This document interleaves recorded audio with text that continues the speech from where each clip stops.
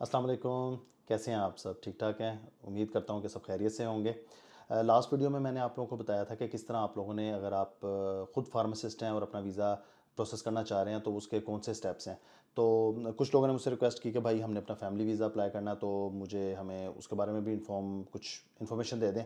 तो ये वीडियो जो है दूसरी है, मैं उसी मकसद के लिए बना रहा हूँ कि जो लोग अपने फैमिलीज़, अपने स्पाउसेस के या अपने बच्चों के साथ वीज़े अप्लाई कर रहे हैं एक साथ ही, तो उनको कौन कौन से डॉक्यूमेंटेशन रिक्वायर्ड है और उनको कौन कौन से स्टेप्स को मद्देनज़र रखना है। तो बगैर टाइम ज़ाया किए हम चलते हैं अपने प्रोसेस की तरफ। सबसे पहले मैं आप लोगों को बताऊंगा चेक लिस्ट का। ये हमारे पास UDI.NO आपने ओपन की। अगेन आप यहाँ पे इंग्लिश पे क्लिक करेंगे ताकि आपको आसानी हो उस प्रोसेस को अप्लाई करने में। तो हम लोग यहाँ पे सबसे पहले चेक लिस्ट पे जाएंगे। चेक लिस्ट पे आपने देखें, यहाँ पे फैमिली इमिग्रेशन आपके पास होगी। आपने पहले जो है अपना वीज़ा जो है आपने, वो तो आपने अप्लाई कर दिया है, उसको आपने सबमिट कर दिया है, फ़ीस पे कर दिया है, उसकी चेक लिस्ट आपको मिल गई है। और अब वो यहाँ पे था हमारे पास स्टडीज़ में। लेकिन अब हमने जाना है यहाँ फैमिली इमिग्रेशन में। अब हमारे पास ऑप्शंस दे रहा है family immigration with an European national, family immigration with a Norwegian citizen. तो हमने सबसे पहले वाला सेलेक्ट करना है फैमिली इमिग्रेशन। उसमें नीचे हमारे पास डिफरेंट ऑप्शंस उसने दिए हैं कि check list for family immigration for children है, फिर check list for family immigration for parents है, फिर check list for spouses and cohabitants है, फिर है check list for application for family immigration with a family member who has a residence permit as a student. आपने इस यहाँ तक आना है आपने। उसके बाद हमारे पास तीन ऑप्शन है, a spouse who has a residence permit as a student. यहाँ पे अगर आप अपने जो है स्पाउस का वीज़ा अप्लाई कर रहे हैं तो आपने इसे क्लिक करना है, और अगर आप अपने बच्चे का वीज़ा अप्लाई कर रहे हैं तो उसका आपने ये करना है, children who have a parent in a Norway who has a residence permit as a student. तो सबसे पहले हम स्पाउस की चेकलिस्ट जो है देखते हैं। इसको क्लिक करेंगे आप तो यहाँ पे आ जाएगा एप्लीकेशन इज़ ए सिटीज़न हो, तो हम पाकिस्तान को चूज़ कर लेंगे। यहाँ पे आगे जाएंगे। ये देखिए हमारे पास सारी इन्फॉर्मेशन आ गई। अब हम इसका हमने एक, ये जो चेक लिस्ट है इसका हमने एक प्रिंट भी लेना है। जब आप अपनी एप्लीकेशन के बिल्कुल लास्ट में फ़ी पे कर देंगे तब आपको चेक लिस्ट वहाँ भी जो है वो वहाँ भी लास्ट तीन चार जो डॉक्यूमेंट्स आते हैं उसमें एक आपकी जो आपने पेमेंट की होती है उसकी रसीद होती है, एक आपके पास ये चेक लिस्ट होती है, एक आपके पास पूरी जो आपने एप्लीकेशन फिल की होती है उसकी समरी होती है, और एक आपके पास कवर लेटर होता है। चार जो डॉक्यूमेंट्स से आपको एंड में रिसीव होते हैं उसमें से जो मोस्ट इंपॉर्टेंट होता है, आपने चेक लिस्ट जो है उसको प्रिंट आउट लेना होता है, और दूसरा आपने कवर लेटर का प्रिंट आउट लेना होता है। तो ये यहाँ भी आपके पास है। इसमें ज़रा आसानी होती है, आप शुरू में देख लेते हैं कि आपके पास डॉक्यूमेंट्स कौन कौन से रिक्वायर हैं, और एंड में भी आपको ये चेकलिस्ट जो है वो मिल जाएगी। तो हम स्टार्ट यहाँ से करते हैं चेकलिस्ट से। यहाँ पे लिखा how to use the checklist, underneath is the list of documents you need to submit when you apply for family immigration. Some of the documents you the applicant have to get and other the reference person. अच्छा, इसमें some of the documents you the applicant, इसमें applicant जो है ना उसका मतलब है आपका स्पाउस जो फार्मासिस्ट नहीं है, या जो मतलब दूसरा बंदा जो वीज़े पे आना चाह रहा है।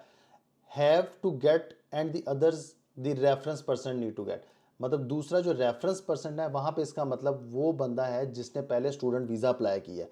जो भी फार्मासिस्ट है, अगर आप फीमेल हैं फार्मासिस्ट तो वो रेफरेंस पर्सन होंगी जिन्होंने अपना पहले स्टडी वीज़ा अप्लाई किया है अपने लाइसेंस की बेस पे, या अगर कोई मेल हैं जिन्होंने रेफरेंस, जो भाई हैं जिन्होंने रेफरेंस पर्सन के तौर पे अपना वीज़ा अप्लाई किया है वो रेफरेंस पर्सन होंगे, और जो स्पाउस होगा वो एप्लीकेंट होगा। यहाँ पे उसने कहा कि यहाँ पे प्रिंट द लिस्ट, एंड में आपने प्रिंट लिस्ट करनी है। मैं अभी बताया आपको mark every submitted document in check list. इस चेक लिस्ट में आपने टिक टिक करना है जो जो डॉक्यूमेंट्स आप सबमिट करवा रहे हैं। साइन द लास्ट पेज, इसके बिल्कुल लास्ट में हमारे पास सिग्नेचर की ऑप्शन है, यहाँ आपने साइन करने हैं एंड पे।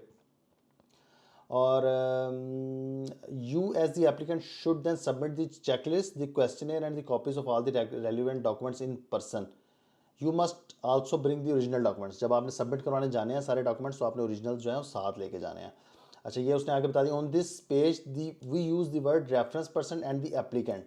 Reference person the family member living in the Norway, मतलब अभी लिविंग नहीं है, अभी तो वीज़ा अप्लाई किया, तो इसका मतलब वही है रेफरेंस पर्सन का कि जिसका आपने पहले वीज़ा अप्लाई किया है, जो बेस है आपको फैमिली वीज़ा मिलने की। और दूसरा एप्लीकेंट वो स्पाउस है या वो बच्चा है जिसका वीज़ा आप उसके साथ अप्लाई कर रहे हैं। अच्छा, अब एप्लीकेशन डॉक्यूमेंट्स में सबसे पहले क्या है कि signed signature form from the application portal और application form.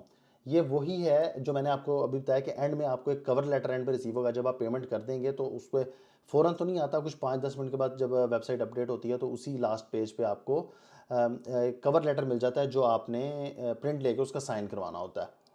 A new passport photo with a white background if you are applying from abroad and need an entry visa. अगर आप फर्स्ट टाइम अप्लाई कर रहे हैं, obviously आप लोग first time apply कर रहे हैं, तो आपको वाइट बैकग्राउंड के साथ अपनी एक पासपोर्ट साइज़ फ़ोटो जो है वो आपने लेके जानी है अपने साथ। वो लिखा हुआ है you don't need to submit a passport if you are applying from Norway. अगर आप नॉर्वे में आए तो फिर आपको ज़रूरत नहीं है। If you want to give your family member or any other person in Norway permission to act on your, ये वो अथॉरिटी लेटर होता है कि अगर आप चाहते हैं कि कोई और आपके बिहाफ पे आपकी इन्फॉर्मेशन जो है वो यूडीए वालों से कम्युनिकेट करे तो उसके लिए है। इसकी भी मेरा ख्याल है हमें कुछ ज़रूरत नहीं होती, ज़्यादातर लोगों को हम खुद ही कम्युनिकेट करते हैं। Questionnaire to be fill out by the applicant, click on view explanation to find this form. ये अच्छा, ये अब ये क्वेश्चनेयर है जो एप्लीकेंट को फाइंड करना है। अब आप इस पर क्लिक करेंगे तो ये आपके पास क्वेश्चनेयर का आ जाएगा। इसका आप लोगों ने प्रिंट ले लेना है और फिर आपने इस पे यहाँ पे जो है अपना लिखना है complete give description of your relationship. मियाँ बीवी के रिलेशनशिप के बारे में आपने बताना। When where how did the reference person meet, आपको पहली दफ़ा आपका जो हस्बैंड है वाइफ कहाँ मिले हैं।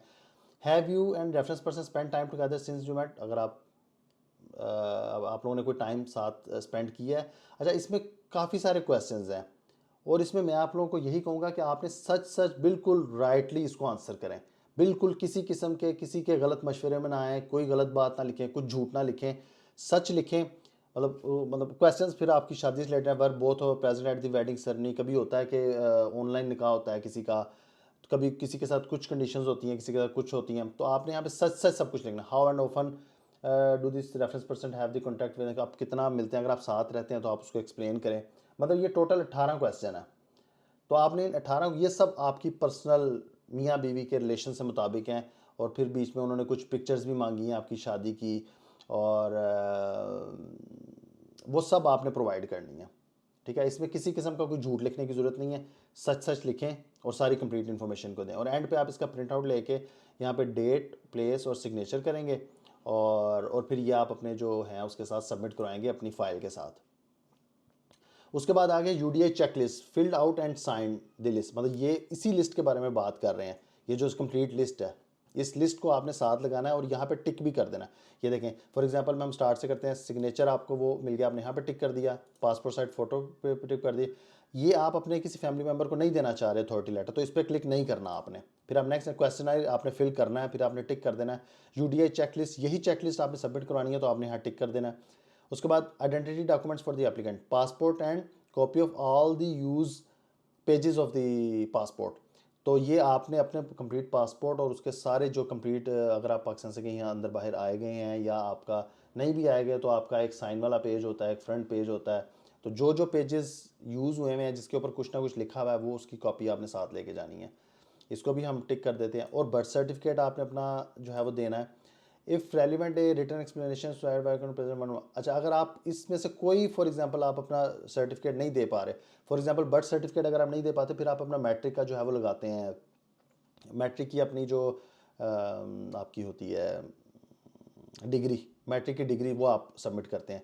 तो अगर कोई भी आप फॉर एग्जांपल बर्थ सर्टिफिकेट नहीं दे पा रहे, तो फिर आपने उसकी एक्सप्लेनेशन देनी है कि बर्थ सर्टिफिकेट क्यों, कहाँ, कैसे गुम हो गया है, जो भी मसला है वो आपने यहाँ पे लिखनी है एक्सप्लेनेशन। तो फिर अगर आप एक्सप्लेनेशन लिख रहे हैं तो फिर आपने इसे टिक भी कर देना है। अच्छा, डॉक्यूमेंट्स अबाउट योर फैमिली। अब ये डॉक्यूमेंट्स अबाउट योर फैमिली का मतलब वो रेफरेंस पर्सन है कि जो फार्मासिस्ट है या जो भी जिसकी बेस पे आपको वीज़ा मिल रहा है। तो copy of the reference person passport या कंप्लीट पासपोर्ट, उसके जो पेजेस हैं, जो भी यूज पेजेस हैं, वो सारे आपने लगाने हैं। मैरिज रजिस्ट्रेशन सर्टिफिकेट, ये मैरिज रजिस्ट्रेशन सर्टिफिकेट आपको मिल जाता है नादरा से, तो ये आपने साथ लगाना है। इंग्लिश में होता है ओरिजिनल निकाहनामा। अच्छा, निकाहनामा हमारा होता है उर्दू में। तो जब हम लोग फ़ॉरेन अफेयर से निकाहनामा टेस्ट करने जाते हैं, तो फ़ॉरेन अफेयर के बाहर ही लोग बैठे होते हैं, वो आपके निकाहनामे को इंग्लिश में ट्रांसलेट कर देते हैं। तो आपने निकाहनामा और इसकी इंग्लिश ट्रांसलेशन दोनों को अटेस्ट करवाना है फ़ॉरेन अफेयर से, और वो आपने साथ जमा करवाना है। If the applicant of the reference person has been married before divorce, अगर पहले से आप शादीशुदा थे, किसी की डिवोर्स का इशू है, किसी का कोई खुदा डेथ का कोई मसला है, तो उसके सर्टिफिकेट्स भी आपने साथ लगाने हैं। ठीक है, ये उसके साथ अगर नहीं आप लगा पा रहे तो आपने एक्सप्लेनेशन लिखनी है, और ये आप एक्सप्लेनेशन इसकी पढ़ सकते हैं कंप्लीट। इसके बाद जो है वो FRC अब आप फॉर जो रेफरेंस पर्सन है, उसने जब अपनी एप्लीकेशन जब उसने पुट करनी है तो उसने दोनों एफ आर सीज लगाने हैं, एक अपने पेरेंट्स की साइड से भी और एक अपने फैमिली की साइड से भी। इसके साथ ये जो भी फॉर एग्जांपल अगर फार्मासिस्ट लड़का है और उसकी बेगम है, तो वो अपनी इमीडिएट फैमिली, अपने जो है अपने खावंद के साथ जो फार्मासिस्ट है उसके साथ जो उसका एफ आर सी बनता है उसने वो सबमिट करना है। एफ आर सी दो होते हैं, एक पेरेंट्स के साथ होता है और एक आपका इमीडिएट फैमिली आपके बीवी बच्चों के साथ होता है। तो इसमें जो बीवी बच्चों के साथ वाला एफ आर सी है वो लगना है यहाँ पे। If a child is affected by the application you can include a description of child. ये इसकी मेरे ख्याल बहुत सारे हमारे पाकिस्तान में ज़रूरत नहीं पड़ती, लेकिन फिर भी अगर कोई अडॉप्टेड बच्चा है या कोई भी एक्सवाइजी मसला है तो आप उसकी एक्सप्लेनेशन यहाँ पे अटैच करके उसको टिक कर सकते हैं। If relevant a return explanation why can not present, अगर फिर अगेन ये आपके जो हैं हस्बैंड के या आपके जो रेफरेंस पर्सन के जो डॉक्यूमेंट्स हैं, अगर उसमें से कोई आप एक आपका नहीं लग रहा मिल रहा आपको डॉक्यूमेंट, तो वो आप क्यों नहीं मिल रहा उसका आपने यहाँ पे क्लिक करके तो आपने उसको फर्दर आगे जाना। अच्छा आगे जाएं, documents to prove that the reference person is divorce from the previous marriage abroad. ये अगेन ये वो है डिवोर्स रिलेटेड ये क्वेश्चन है, ये आप पढ़ लीजिएगा। मुझे नहीं लगता हमारे यहाँ कोई इतना ज़्यादा डिवोर्स रेशो है और किसी का मसला होगा, अगर होगा भी तो मैं उसका प्राइवेट मुझे मैसेज कर दे, मैं फिर पढ़ के उसको आंसर कर दूंगा। इसमें वो आपने कंप्लीट डॉक्यूमेंटेशन जो प्रीवियस आपका स्पाउस है उसकी कंप्लीट आपको डॉक्यूमेंटेशन देनी होती है, डिवोर्स के सर्टिफिकेट साथ लगाने होते हैं इसमें आपको।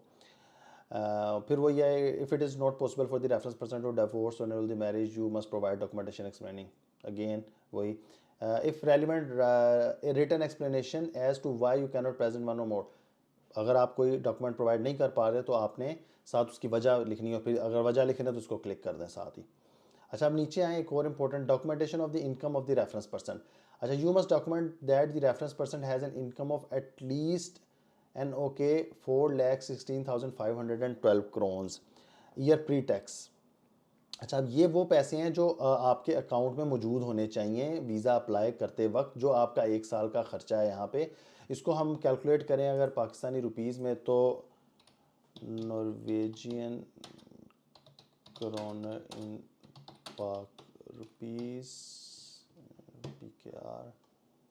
अच्छा अब ये हमें बता रहा है कितनी, 416512। अच्छा तो ये तकरीबन बन रहा है 1,17,00,000 और 50,000 समथिंग ये बन रहे हैं। इतने पैसे आपके अकाउंट में मौजूद होने चाहिए वीज़ा अप्लाई करते वक्त। कंट्रैक्ट ऑफ एम्प्लॉयमेंट और कन्फर्मेशन फ्रॉम द एम्प्लॉयर, मतलब ये तो इसकी तो हमें ज़रूरत नहीं है क्योंकि जो भी है आपका जो आपका अभी तो आपके पास जॉब नहीं है यहाँ पे। A bank statement for the reference person's bank account in Norway abroad in home country. उसने बताया कि ये इसकी भी मतलब ये बैंक स्टेटमेंट वही है, ये जो अमाउंट इसने पहले दी हुई है ये उस बैंक अकाउंट में इतने पैसे पड़े होने चाहिए। In the reference person has taken at least 60 in the last and both application reference पर एटलीस्ट 23 और more money the application bank account in home country can be included made the required they should bank statement. ठीक है। If the reference person receive support from the state education loan fund, नहीं है तो इसकी जरूरत नहीं है। Relevant return explanation, अगर इसमें से कुछ आपका कोई डॉक्यूमेंट नहीं आप दे पा रहे तो आपने उसकी एक्सप्लेनेशन लिखनी है। और हाउसिंग डॉक्यूमेंटेशन जो बहुत इंपॉर्टेंट है, और इसमें आपने अपना हाउस कॉन्ट्रैक्ट देखना है ऐसा कि जो जो आपने नॉर्वे आके जिसमें रहना है, तो इसके बारे में एहतियात कीजिएगा। और बहुत सारी वेबसाइट हैं, fin.no है या और आप जो वेज़ हैं जहाँ से आप हाउस कॉन्ट्रैक्ट ले सकते हैं उसे देखें और कोशिश करें कि वो हाउस कॉन्ट्रैक्ट पहले किसी को ना मिला और वो ऑथेंटिक हो। इस मसले में थोड़ा सी सख्ती है, हाउस कॉन्ट्रैक्ट का पहले भी कोई इशू बना रहा है। अच्छा अब वो हमें कह रहा है कि original and copies of the documents, requirement for documents from Norway. You don't मतलब अगर आप नॉर्वे में हैं तो ये other countries in Norway please, you must bring the original documents and passport if you apply from Norway. You must present the original documents and passport if you apply from abroad. You must submit the original documents and your passport. These documents will be checked by the embassy and will be returned you at the same place as you submitted the application. The original document must carry a apostille stamp. You can find other information on the apostille stamp list external or no apostille stamp required on your passport. इसको देखते हैं क्या है।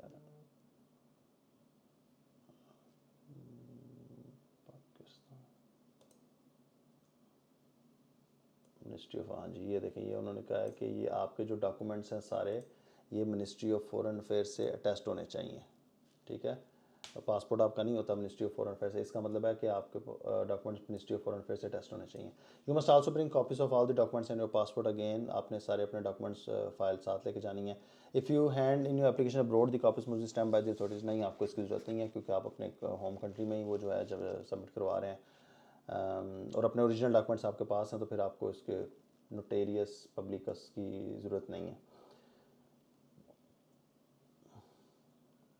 No stamping अच्छा अब ये है, if your documents are in different language than Norway or English they must be translated to Norwegian or English by certified translated, must be stated that translated translation or translated the document when, and you must also hand in copy of translation if you hand in application abroad and the copy, ठीक है। अब इसमें जो हम family immigration में एक तो निकाहनामा होता है और एक बच्चों का CRC होता है कि जो उर्दू में होता है, और इन दोनों को हमने इंग्लिश में ट्रांसलेट करना होता है और मिनिस्ट्री ऑफ फॉरेन अफेयर से टेस्ट करवाना होता है इन दो चीज़ों को। बस यहाँ तक यही है, इतना ही है। आपने इसको सब पता लग गया आपको कि कौन कौन से डॉक्यूमेंट्स आपको ज़रूरी हैं, और फिर आप वापस जाएं बैक, अगेन बैक, और हम अगेन बैक, हम ऊपर जाते हैं चेक लिस्ट से, फिर वापस जाते हैं। अच्छा अब हम करते हैं वांट टू अप्लाई, ठीक है। हम वांट टू अप्लाई पे क्लिक करते हैं। Applicant is a citizen of Pakistan, obviously क्लिक करते हैं, आगे जाते हैं। You have to different at the same time. अच्छा हमने फैमिली इमिग्रेशन पे क्लिक करना है, अभी हम अप्लाई करने लगे, पहले हम चेकलिस्ट देख रहे थे, अब हम ये अप्लाई करने लगे। फैमिली इमिग्रेशन पे क्लिक करें। Family reference person is a citizen of, यहाँ पे आपकी इन्फॉर्मेशन आ रही है कि आप किस कंट्री के सिटीज़न हैं। यहाँ पे आ रहा है कि रेफरेंस पर्सन भी पाकिस्तान का सिटीज़न है, हम उसे क्लिक कर दिए, चूज़ आगे गए। कैन माई केस भी प्रायोरिटीज हमारा ट्रैवल, ये प्रायोरिटी वाली चीज़ें हमारे लिए फ़िलहाल नहीं है। अच्छा family immigration with A citizen of a country outside Europe, do you have a family member living spouse. अच्छा हम इंपॉर्टेंट मैसेज जाते हैं नीचे। अच्छा कोहैबिटेंट फाइनेंस,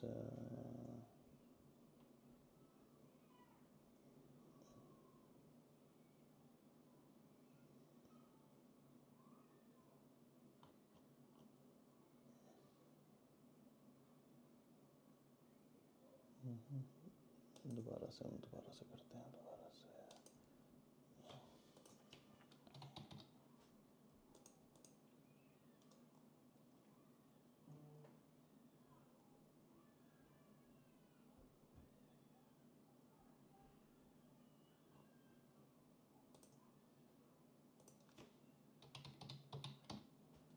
पाकिस्तान को सिलेक्ट करके आगे गए हैं हम लोग।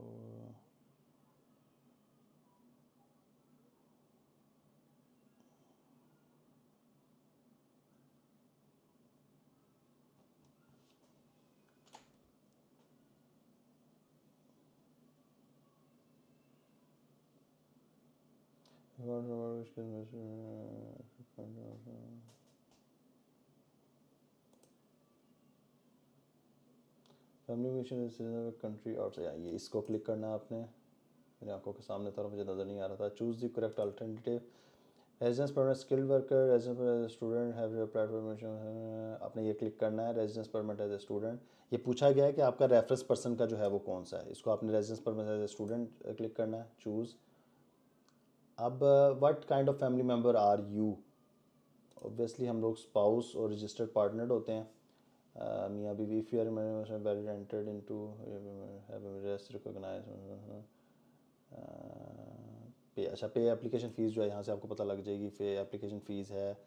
रिन्यूअल ऑफ फैमिली मेम्बर्स,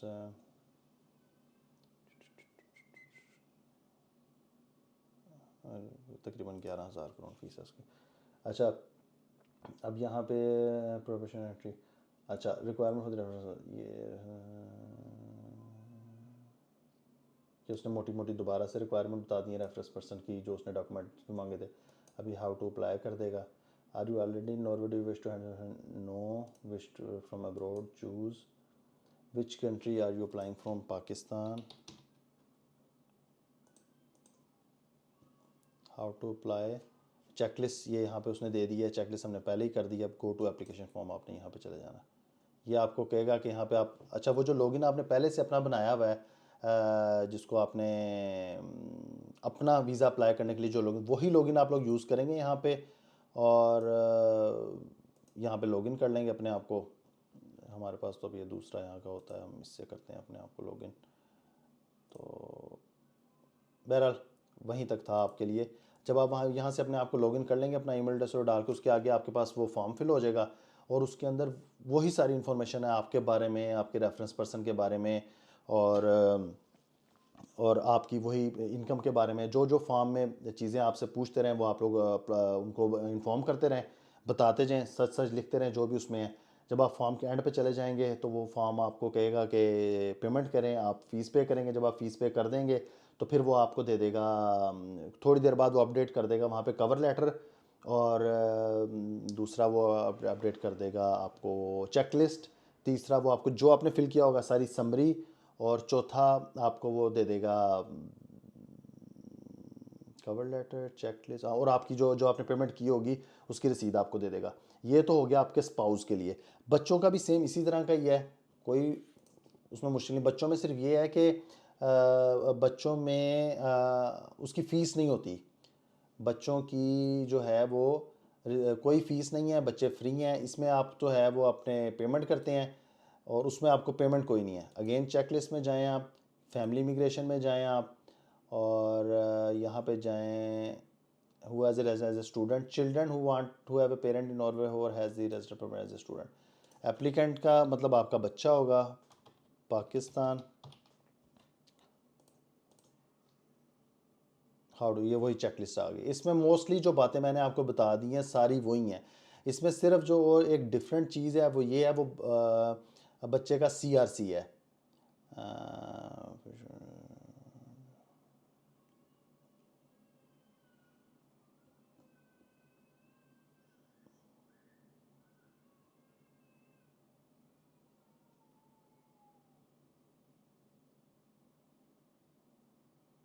अच्छा, एक क्वेश्चन है टू बी फिल आउट कर दें, इसका क्वेश्चन है आपने फिल करना है। ये बच्चे के बारे में एजुकेशन, ये कोई आपने खुद ही फिल करना है, और एंड में लिख देना कि आपका बच्चा छोटा था, या अगर बच्चा इतना बड़ा है तो खुद भी इसको लिख सकता है। एप्लीकेशन क्वेश्चन में fill out the applicant if the application not with the, जब बच्चा छोटा है तो रेफरेंस पर्सन उसकी जगह करेगा। क्वेश्चन फॉर चिल्ड्रंस है, ये आपने लगाना है। दूसरे में जब वो क्वेश्चन था स्पाउस के बारे में, और इसमें जो है वो क्वेश्चन उसके बारे में। और बे फॉर्म का नहीं उन्होंने दिया हुआ, मतलब उन्होंने बर्थ सर्टिफिकेट, हाँ ये बर्थ सर्टिफिकेट, या बर्थ सर्टिफिकेट ना हो तो फिर वो CRC होता है, और CRC उर्दू में होता है, तो फिर उसको इंग्लिश में ट्रांसलेट करके तो उसको आपने वो कराना होता है मिनिस्ट्री ऑफ फॉरेन अफेयर्स से अटेस्ट। और बाकी सारी चीज़ें वही हैं सेम।